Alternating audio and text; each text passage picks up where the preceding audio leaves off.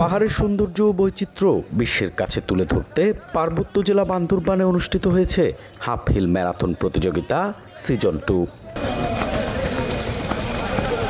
Hills রানারের আয়োজনে 21 kilometre ও 10 kilometre এই দুই ক্যাটাগরিতে ম্যারাথন অনুষ্ঠিত হয়েছে, যেখানে অংশ নিয়েছেন 490 জন দৌড়বিদ।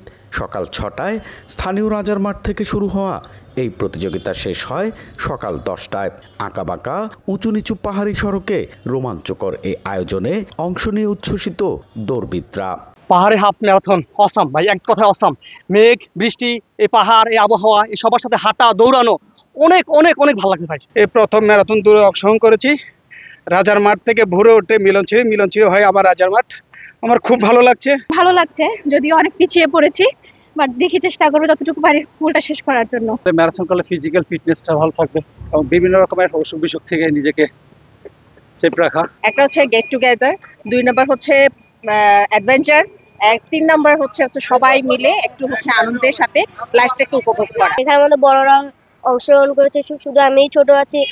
ছোট হয়ে অনেক ভালো লাগছে বড়দের সাথে দৌড়াতে। পাহাড়ের সৌন্দর্যকে বিকশিত করা ও বিশ্বের কাছে তুলে ধরার প্রয়াসে এই আয়োজন বলে জানায় কর্তৃপক্ষ।